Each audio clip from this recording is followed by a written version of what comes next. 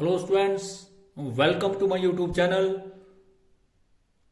Our today's topic is practical question of final account, that is financial statement, chapter number 16, class plus 1, and the question number 12. Question number 12 is from the following balance extract from the books of Janak Brothers prepare trading and profit and loss account and balance sheet for the year ended 31st December 2010. Capital आपके पास दिए, capital liability side, building asset side, machinery asset side, debtor asset side, general expenses also shown on the to profit and loss account में, to rent, drawing capital में slash, electricity charges profit and loss account के debit में, to electricity charges, carriage inward trading के debit में, to carriage inward, cash in hand asset side, stock opening stock, everybody know opening stock trading के debit में, closing stock on 31st December 2010. इस बात का ध्यान रखें कि when closing stock are shown on inside of the trial balance it will be shown only asset side, it will not shown on the credit side of trading account. इस बात का विशेष ध्यान रखें कि यदि आपके पास क्लोजिंग स्टॉक जो है वो ट्रायल बैलेंस के अंदर दिया हो, अभी क्वेश्चनों में आपने ऊपर देखा कि आपका क्लोजिंग स्टॉक जो है वो ट्रायल बैलेंस के बाहर दिया था, परंतु यदि क्लोजिंग स्टॉक जो है अन्य आइटमों के साथ बीच में दिया हो तो इसकी मात्र और मात्र सिंगल एंट्री की जाएगी, क्योंकि आप सभी जानते हैं कि क्लोजिंग स्टॉक जो है वो इसकी संबंधित समायोजन की प्रविष्टियां हो चुकी होती हैं और ये असेट साइड दिखाया जाएगा. तो इस बात का भी विशेष ध्यान रखें कि अगर क्लोजिंग स्टॉक ट्रायल बैलेंस के अंदर दिया है तो इसकी मात्र सिंगल एंट्री की जाएगी और वह ट्रेडिंग के क्रेडिट में नहीं बल्कि असेट साइड जो है वो की जाएगी. तो इस बात का विशेष ध्यान रखें. डिस्काउंट अलाउड बिजनेस का loss profit and loss account के डेबिट में, बिल्स पेबल बिजनेस की current liability, sale is also shown on the credit side of trading account, purchase trading के डेबिट में, वेजेस ट्रेडिंग के डेबिट में, creditors liability side, return inward sale में से less और रिटर्न आउटवर्ड जो है वो परचेज में से लेस किया जाएगा. तो किस प्रकार से इस क्वेश्चन को किया जाएगा? Closing stock has been shown only in the balance sheet. ध्यान रखें इस बात का कि क्लोजिंग स्टॉक जो आपके पास दिया है has been shown in the balance sheet only, that will not shown in the trading credit side of trading account. तो ध्यान रखें इस बात का कि closing stock has not been shown in the trading account, so it will be shown closing stock has been shown only in the balance sheet. तो इस बात का भी आप विशेष ध्यान रखें. तो जब क्वेश्चन को करें तो सबसे पहले क्वेश्चन को आप ध्यान से समझ लें और क्वेश्चन को उसके बाद ही करना आरंभ करें. तो ध्यान रखें इस बात का कि आपको बता दिया कि क्लोजिंग स्टॉक जो है वो कहां पर आएगा, ये आपको क्लियर बताया भी. क्लोजिंग स्टॉक जो है वो बैलेंस शीट में केवल मात्र असेट साइड आएगा. कई बार स्टूडेंट्स जो है गलती कर देते हैं कि क्लोजिंग स्टॉक को ट्रेडिंग के क्रेडिट में दिखा देते हैं और साथ साथ में बैलेंस शीट में भी दिखा देते हैं. इससे आपकी बैलेंस शीट भी ना मिलेगी और ना ही आपका क्वेश्चन सही होगा. तो इस बात का ध्यान रखें कि क्लोजिंग स्टॉक जो है वो केवल मात्र बैलेंस शीट में दिखाया जाएगा यदि यह ट्रायल बैलेंस के अंदर हो. तो क्वेश्चन नंबर 12 हम trading and profit and loss account और मैसर्स जनक ब्रदर्स की बनाएंगे for the year ended 31st December 2010. Left hand side is called debit side, right hand side is called credit side. पहला column, first column जो आपका वो particulars का, फिर amount in rupees, particular amount in rupees. तो सबसे पहले आप लिखेंगे टू ओपनिंग स्टॉक, जो आइटम आपके पास दिए हैं सबसे पहले उसको लिखेंगे आप. तो सबसे पहले आपको कैपिटल दिया है, तो कैपिटल आप सभी जानते हैं, capital will be shown on the liability side. तो कैपिटल जो है वो आपके पास दिया 40,000, तो इनर कॉलम में लिखेंगे क्योंकि इसके साथ एडजस्टमेंट होती है. उसके बाद आपको आप बिल्डिंग दी है, तो बिल्डिंग की जो वैल्यू दी है वो लिखेंगे आप. बिल्डिंग जो है वो असेट साइड आती है, ये liability side amount in rupees और ये आपका असेट साइड है. ध्यान रखें इस बात का.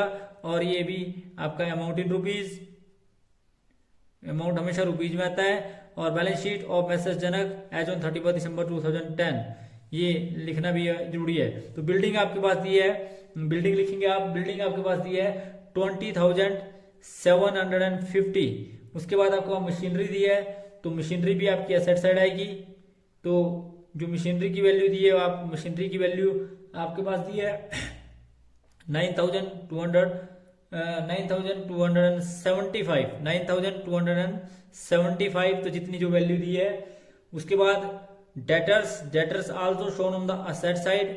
डेटर्स आपके पास दिए हैं और डेटर्स आपके पास दिए हैं जी 6,000 725 और डेटर्स के बाद आपके पास जो है वो जनरल एक्सपेंसेस दिए हैं, तो to general expenses profit and loss account के डेबिट में, तो to general expenses that is 3275 और जनरल एक्सपेंसेस के बाद आपके पास रेंट दिया है, तो to rent paid that is 3425।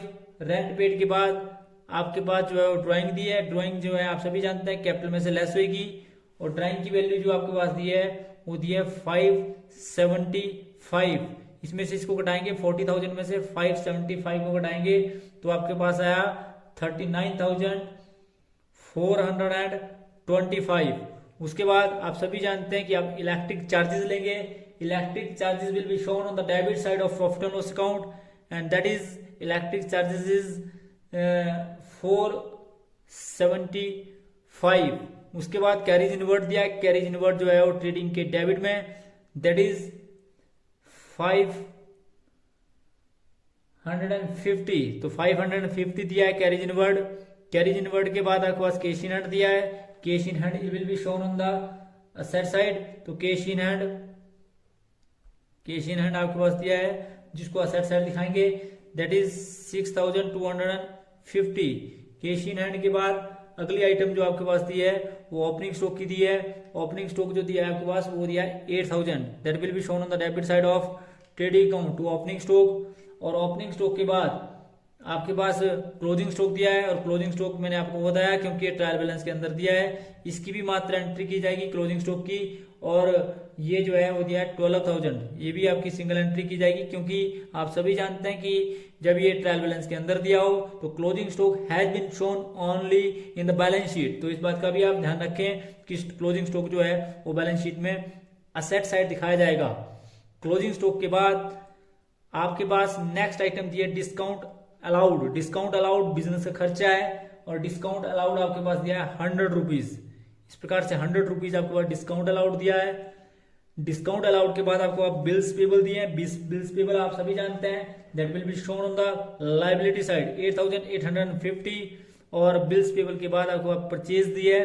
Purchase trading के डेबिट में परचेज आपके पास दिए है 15,050। इसमें रिटर्न भी दिया है लेस रिटर्न 150 आप रिटर्न घटाएंगे तो आपके पास जो बैलेंसिंग फिगर बचेगा वो बचेगा 14,900। तो इस बात का ध्यान रखिए 14,900 जो है आपके पास परचेज में से परचेज रिटर्न घटाने के बाद आएगा। और उसके बाद वेजेस दिए, वेजेस आप सभी जानते हैं ट्रेडिंग के डेबिट में, तो टू वेजेस दैट इज 2,560 और वेजेस के बाद आपको क्रेडिटर्स दिए। क्रेडिटर्स जो है वो लायबिलिटी साइड दिखाए जाते हैं दैट इज 10,560 और क्रेडिटर्स के बाद आपके पास अगली आइटम दी है रिटर्न इनवर्ड दैट मीन्स कि आपके पास सेल भी दी थी बाय सेल, तो बाय सेल आपके पास दी है सेल आपके पास दी है 30,000, तो 30,000 आपके पास सेल दी है। लेस करेंगे इसमें से रिटर्न, लेस करेंगे आप इसमें से रिटर्न, तो रिटर्न करने के बाद ये आपके पास आया 550। 30,000 में से आप 550 घटाएंगे तो आपके पास आएगा 29,450। उसके बाद सेल रिटर्न घटाने के बाद सेल में से सेल रिटर्न घटाने के बाद आपने सारी आइटमें जो है वो कर दी हैं। सारी आइटमें करने के बाद आप इसका टोटल करेंगे। टोटल करने के बाद you will find the total of trading account, credit side of trading account are more than the debit side that is 29,450. The totaling of both sides are equal to each other that is 29,450. 29,450 में से all expenses जो है घटाएंगे और घटाने के बाद आपके पास जो बैलेंसिंग फिगर आया वो ग्रोस प्रॉफिट आया that is 3,440. It will be transferred to profit and loss account and that will be shown the credit side by gross profit. तो बाय ग्रोस प्रॉफिट जो है वो आपके पास आया ब्रो डाउन जिसको आप करेंगे 3,440 जो है वो आप सभी जानते हैं कि you will find here the total of debit side that means की expenses are more than their gross profit that is 7,275 और 7,275 में से आप सारा ग्रोस प्रॉफिट जो है वो घटाएंगे, ग्रोस प्रॉफिट घटाएंगे तो आपके पास जो आएगा वो आएगा by net loss, net loss means by profit and loss account जिसको आप बोल सकते हैं, या नेट लॉस। तो आपके पास नेट लॉस जो आया वो आया जी आपके पास 3835, और आप टोटल करेंगे, totalling of both side are equal to each other, that is 7275। उसके बाद इस नेट लॉस को आप बैलेंस शीट में ले जाएंगे और बैलेंस शीट में आप कैपिटल में से इसको घटाएंगे 3825। जब आप 3825 इसमें से घटाएंगे तो आपके पास बैलेंसिंग फिगर आएगा 35,590। उसके बाद आप टोटल करेंगे, टोटल करने के बाद you will find the total of both side are equal to each other and that is 55,000 and 55,000. The totaling of both sides are equal to each other. If the balance sheet are totaling, the totaling of balance sheet are equal, that means कि आपकी trading and profit and loss account भी सही है और आपका जो question है वो भी सही है, क्योंकि आप सभी जानते हैं कि ट्रेडिंग अकाउंट और प्रॉफिट एंड लॉस अकाउंट जब आप बनाते हैं तो आप इसको ट्रायल बैलेंस से बनाते हैं और एडजस्टमेंट के आधार पर बनाते हैं। तो अगर आपने सारी एंट्रियां सही प्रकार से की हो तो आपका ट्रेडिंग अकाउंट का जो बैलेंस आएगा वो प्रॉफिट एंड लॉस अकाउंट में जाएगा और प्रॉफिट एंड लॉस अकाउंट का बैलेंस शीट में जाएगा। और जब बैलेंस शीट का आप टोटल करेंगे the totalling of both side are equal to each other.